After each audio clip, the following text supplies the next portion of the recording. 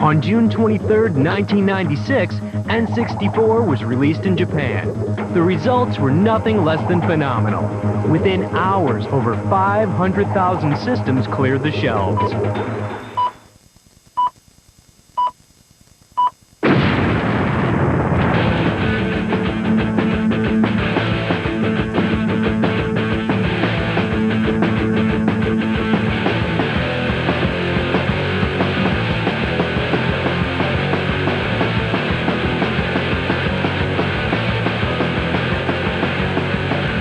On September 29th, N64 is scheduled for release in North America.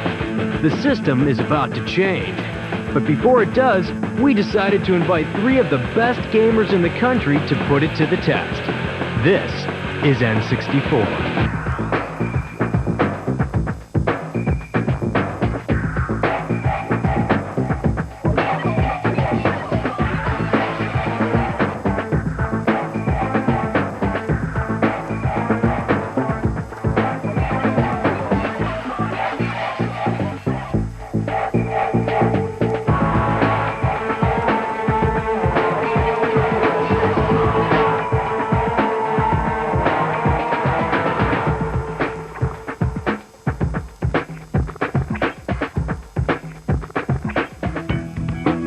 Good evening, gentlemen. We've been expecting you.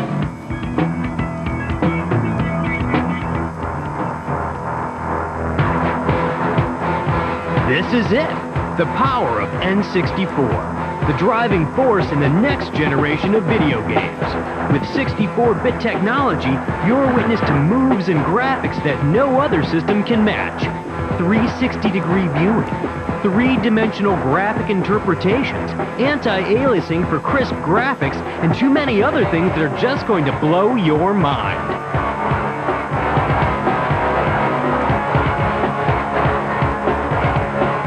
Welcome to N64. Greetings, gentlemen. Your journey begins this way, and from this way we go that way.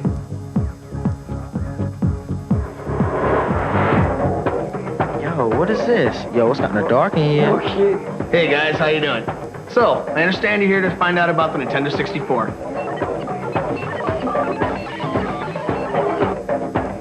Nintendo 64, we call it that because it happens to be the world's first 64-bit hardware. Now, I could go on and on about all the technical stuff, but I think it's easier for me to explain that as I show you the game. Hello! Let me jump into the game. You notice that Mario's standing in this huge field outside of a big castle. Now, if I take the control stick and I just move it a little bit, you notice that Mario starts to tiptoe. I move it a little bit farther, Mario starts this kind of slow walk. Crank it and he goes full-out sprint. Whip it in circles, full 360-degree control. 360! And I'm going to cruise up into this castle, because that's where most of the levels are. Go, little man, go. Whee. What kind of skills do you have, little man? Now that I'm inside of the castle, before I go show you a level, I'd like to show you some of the cool things that Mario can do. Now, I'm sure you've seen traditional Mario games. You know that Mario can do things like climb and jump on enemies. But now Mario's got some stunts. Check out Mario, man, doing those backflips. I push the Z and then push jump. Mario does a layout double backflip. If I like run along, push Z jump, whoa, Mario jumps a mile. Oh, look at that. Did you see him climb? I can get Mario to do things climbing trees. I can get Mario to do things by hanging on ledges. I can do a ton of stuff with Mario. Oh, did you see that? Yo, you see the way he went to that door? I'm kidding.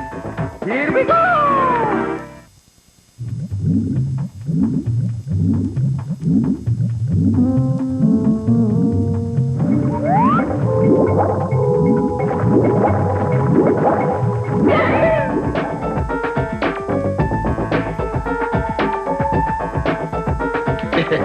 Control stick is cool. It actually allows full 360-degree control.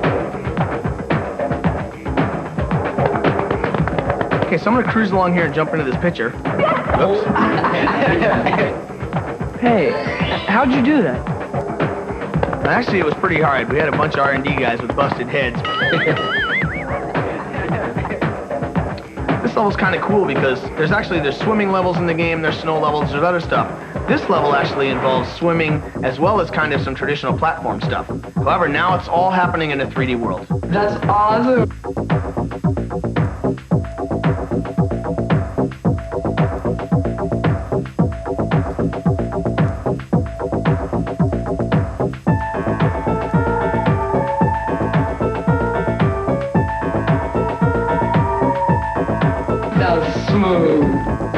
There's one other cool area I'd like to show you in the game before we move on to the other products.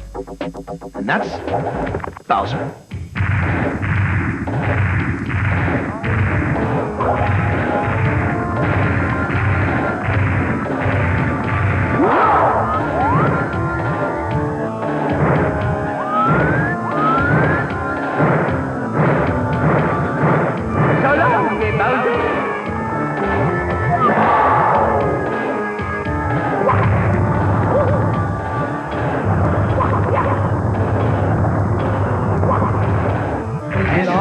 I'm not going to go all the way through this level, but I just want to show you some of the cool things you can do in here. Give him a toss, man. He ain't nothing.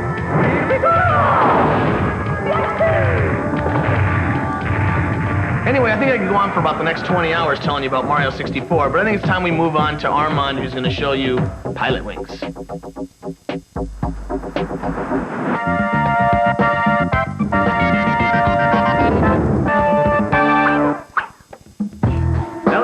Playing Mario and done a crash course in Technobabble 101, it's time to talk fun.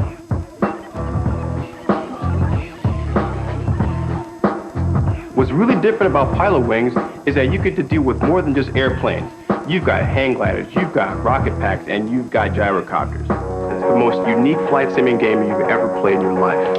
When you're playing the game, you feel like that you're actually in the game. For example, in this hang glider level, there's going to be some rings you got to fly through. That's the first part of it. Now you got to be sure that you're making yourself steer really steady because the mountains are in close, okay? Now when you go through all the rings, make sure that you pull the joystick down to swoop your plane upward. Swoop just like that, just like that. When you're going in for the landing, you want to use your A button, or commonly known as the blue button. Use it to slow down speed if you're going too fast. Come in for the landing, and it's an A+ if you hit it. Yo, this is unreal.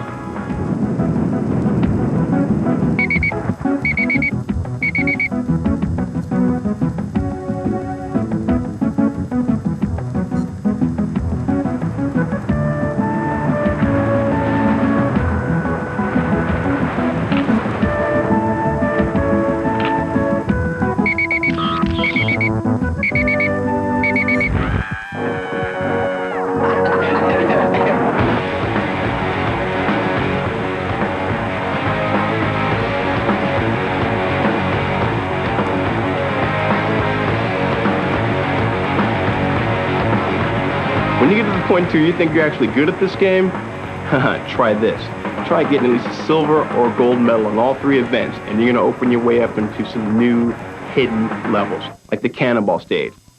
One thing that's really cool about the cannonball is that you can use the R button to change your camera angle, and that way you get a true feeling of yourself being in a real-time 3D environment. The jungle hopper. Haha, that's one of my favorites.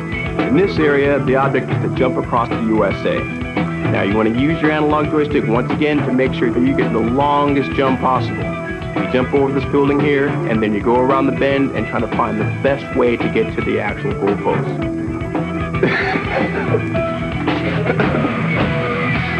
You've still got one more game to play. Shadows of the Empire.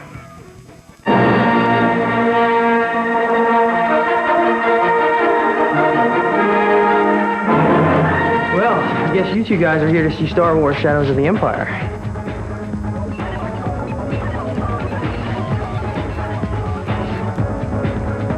I guess I'll cut to the chase and get right to the game, which is my favorite part.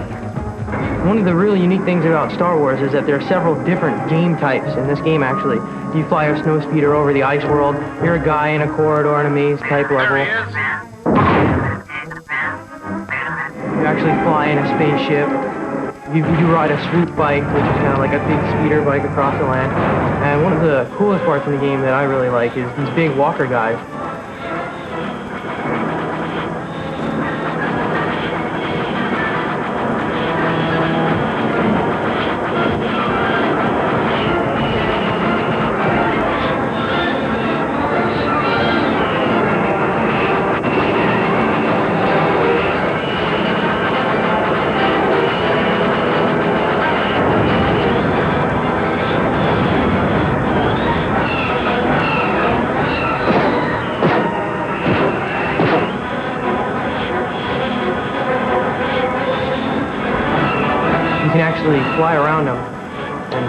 strap them up with a tow hitch. And you can circle them just like in the movie. And then you can trip them up. I love that part.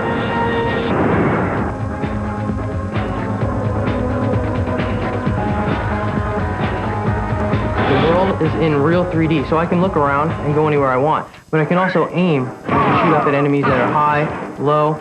I can strafe and run and shoot in different directions. You're out there, Henry. I can jump over objects. I can actually duck and fire at some of the stormtroopers. I can get different weapons to fire, the flamethrower to kill these big ice monsters. Okay, this is the flying over the Star Destroyer. And here you actually can zoom in to the cockpit. In every level there's different views. You can zoom in and out. You can watch the guy from a third-person view, or you can actually watch from a first-person view. Here I have to destroy all these TIE fighters, watch out for asteroids. As you can see, the explosions here are just as good as the other level. Whoa! I love that part.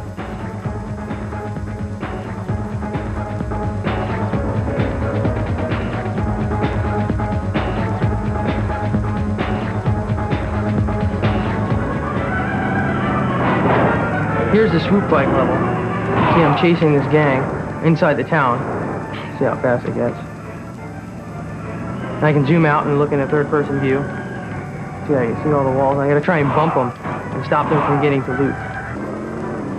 I really like how fast this level moves.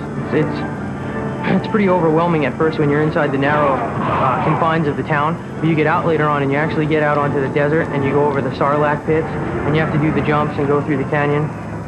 Insane.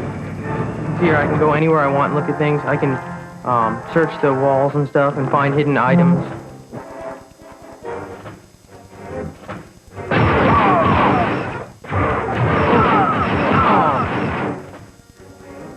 Well, that's just some of Star Wars Shadows of the Empire. Whoa, those are 3 great games. We've only scraped the surface. There's more?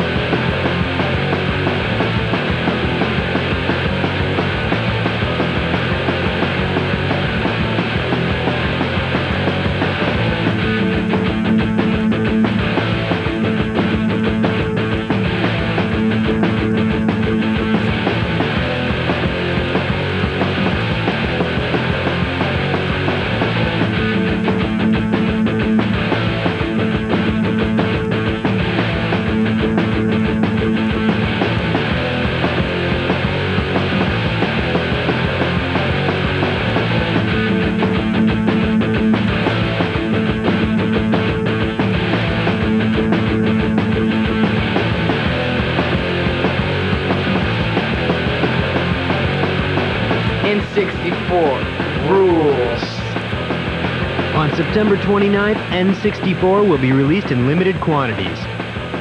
You know the date, you know the system, you know what to do, you don't want to wait. Change the system.